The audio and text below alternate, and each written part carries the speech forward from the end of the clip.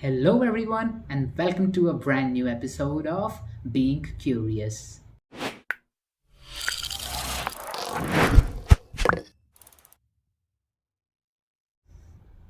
Researchers in the lab of Sean Zhu at the Institute of Life Sciences in the University of Michigan have been using Caenorhabditis elegans for more than 15 years to study sensory biology. This lab has established that the worms have the ability to sense light despite having no eyes, as well as the ability to sense their body posture, that is known as sense of proprioception. There was just one more primary sense that was missing, and it was auditory sensation or hearing.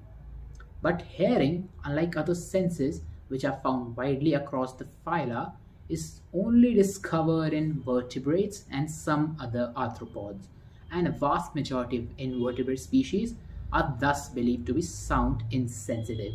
So earlier it was believed that Caenorhabditis elegans is also sound insensitive species. However, this is not true. The researchers then conducted several experiments to make sure that the worms were responding to airborne sound waves and not just the vibrations on the surface on which the worms rested upon. One such experiment is shown to you over here.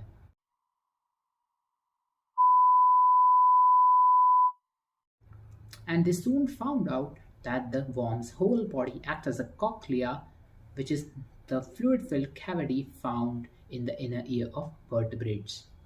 So the worms have two types of auditory sensory neurons that are tightly connected to the worm's skin. When sound waves bump into the worm's skin, they vibrate the skin, which in turn may cause the fluid inside the worm to vibrate in the same manner as the fluid vibrates inside the cochlea of a vertebrate animal. These vibrations activate the auditory neurons bound to the worm's skin, which then translate the vibrations into nerve impulses. Because the two neuron types are localized in different parts of the worm's body, the worm can detect the sound source based on which neuron is getting activated. This sense may help worms to detect and evade their predators, many of which generate audible sounds while hunting. This research certainly raises the possibility that other earless animals with a soft body, like flatworms, earthworms, and mollusks, might also be able to sense sound.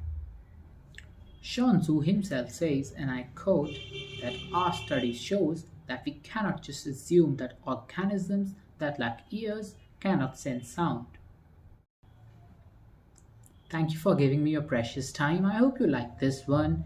Please hit the like button, subscribe this channel, share this video with as many people as possible. And to my Indian friends, greetings for the upcoming festive season. Thank you.